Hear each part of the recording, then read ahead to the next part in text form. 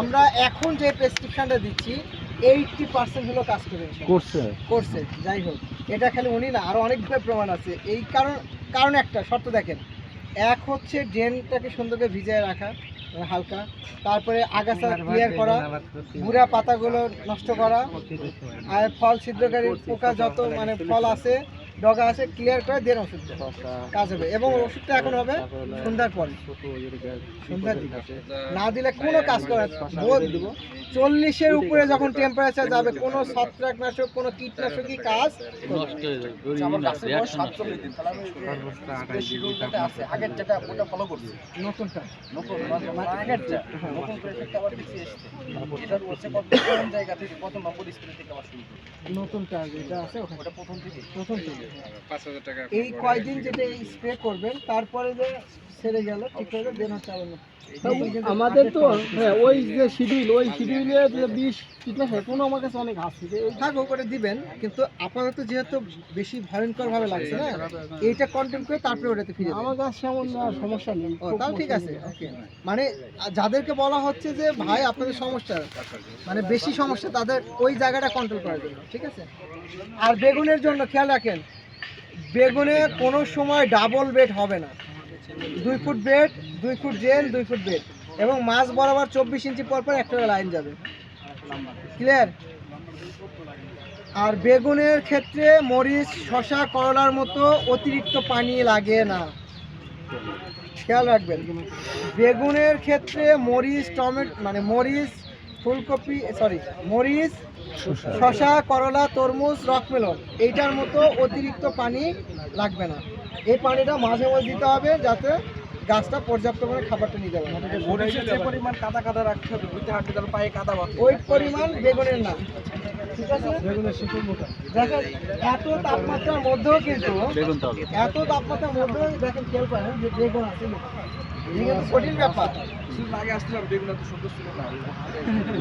বেগুনে কি দেওয়া হয়েছে বেগুনে কি দেওয়া হয়েছে এত ভালো হয়েছে কেন? কোথায় এই লাইনে দিয়েছেন না কোথায় দিয়েছেন বলেন না। ড্রেনে এত সুন্দর ছিল না গত ড্রেনে পোকা কিন্তু সব গাছে ছড়িয়ে গিয়েছে ভাই, বুঝছেন? ও সিদ্ধ এই দেখেন সব গাছে ছড়িয়ে যাচ্ছে এটা এই পোকা। হ্যাঁ সরাবে তো। এখন পোকা না থাকা মানে এটা অস্বাভাবিক না, না বেগুনে এখন যদি পোকা না থাকে এটা হবে অস্বাভাবিক।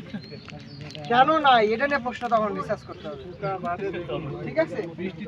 আর আরেকটা জিনিস খেয়াল করেন, না খেয়াল করেন আপনাদের সার দেওয়ার ব্যবস্থাপনা কি করছিলাম বলেন তো? বললাম কি যে ভাই ছিদ্র করে দেয়, এইটা ড্রেনের চাইতে ওই জায়গাতে দিয়ে কিন্তু কাজ করছে অ্যাকুরেট, খেয়াল করেছেন?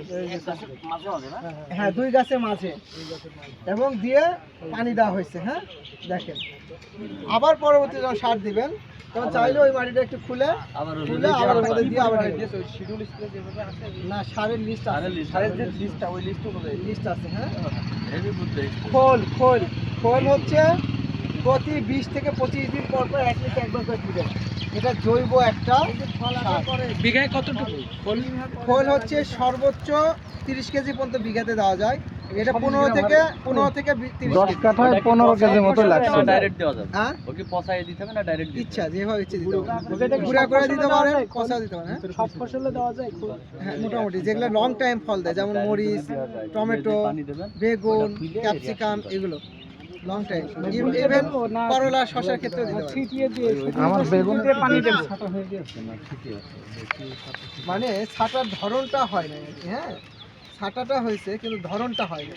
আপনি একবারে সব ছেড়ে দিবেন হুজুর। ধরনটা দেখেন আমরা কোনটা ছাটা করতে বলি দেখেন, আমরা বলি হচ্ছে এই যে দুইটা না, এই দুইটার উপরে যা হবে তা রাখবো, নিচে আর রাখবো না।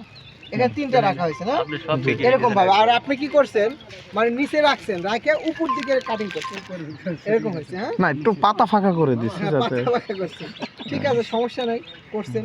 কিন্তু এখন খেয়াল রাখতে হবে পাতা এই হিট টেম্পারেচারে পাতা বা ডাল কাটিং করা রিস্কি।